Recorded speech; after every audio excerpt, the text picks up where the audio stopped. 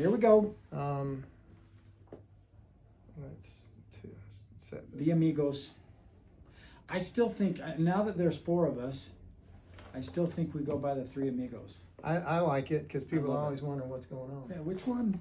Which one's not? There used to be a movie called, there was an old movie that I think John Candy and maybe Eugene Levy? did called The Schmengi Brothers. Do you remember that? The Schmengi Brothers? And they were this polka group. Okay, now it sounds And familiar. they had that, I don't remember much about, they were a polka band. And I don't remember much about the movie, but they had the Lemon Twins. That was one of the acts that they traveled with. There was the Lemon Twins, and there was three of them. I think we go by the Three Amigos, and there's That four makes of us. perfect sense. Yeah. The Lemon Twins. All right, well, let's tell a story. All right. So, I think I've asked you this before. Have you ever? Recently? Have I told you the story of how Wendy and I met? Well, not in the last 10 minutes. Okay, good. Well, that's probably good because that means it'll be I fresh. already forgot. It'll be new.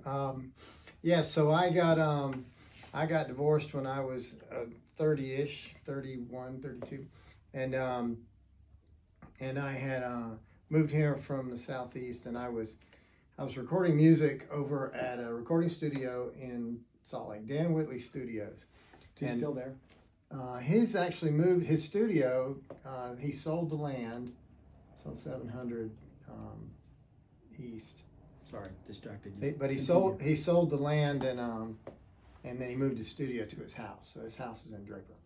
But anyway, so I was recording music over there at Dan Whitley's studio, and one day I get a phone call from Dan, and he said, "Hey Ron," he said, "I met your future wife," and I'm like, "Okay, well that sounds good. I'm looking for a future wife, so tell me about her." And he said, "Oh, she's this great girl.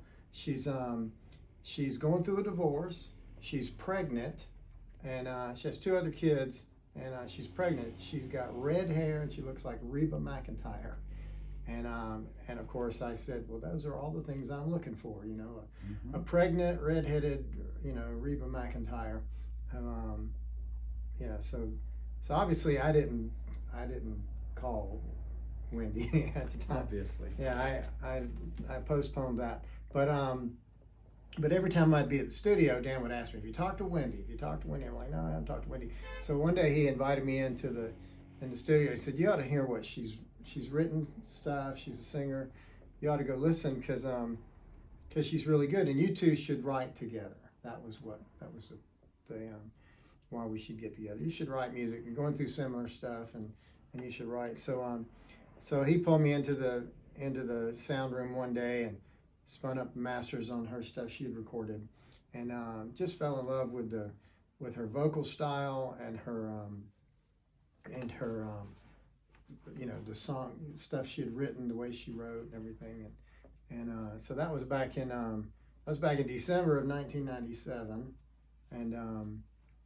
and we actually, I'll add on to this story since you don't know this part. So I called her and we talked all night.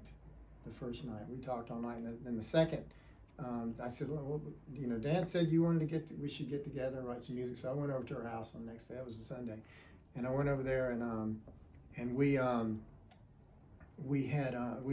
were up. It was evening. Her kids went to bed, and we sat around playing music and singing and talking. Well, about an hour or so into the evening, the phone rings, and she goes, "That's probably my mom. I'm not going to answer it." I'm like, "Okay." So she didn't answer the phone. 30 minutes later or so, phone rings again.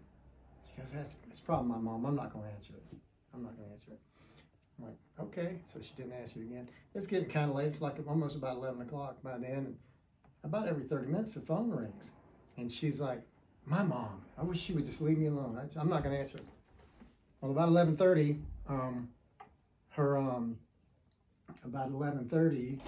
her got a knock on the door, and she goes, "Who is that?" And she goes and opens the door, and it was her next door neighbor. lady girlfriend next door, and she goes, "Are you okay?" Mm-hmm. And she looks in the window, "Are you okay?" She goes, "Yeah, why?" And apparently she had told her neighbor that I've got this guy coming over. I've never met him before. So call me and check on me, make sure I'm okay. And then she looked at me and she goes, "You know it's after 11 o'clock. A good priesthood holder wouldn't be up after 11 o'clock. Holy at Ghost night." goes to bed at 10. Everybody knows that. So anyway, so Well, that reminds is, me of a song. that's how I met my wife. There you go.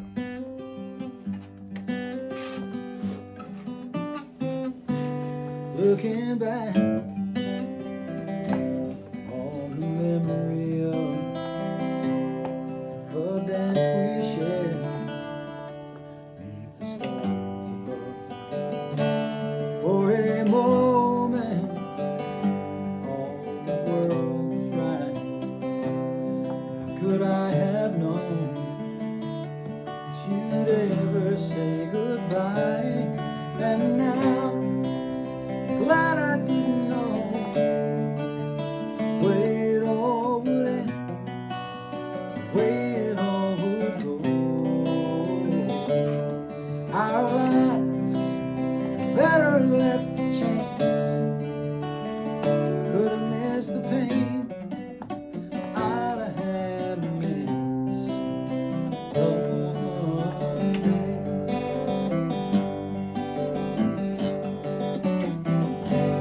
holding you, I held everything. For a moment, wasn't that the key? If I'd only known how the king would fall, hey, who's to say?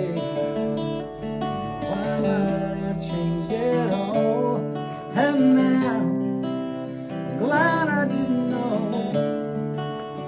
where it all would end, where it all would go. Our lives better left a chance.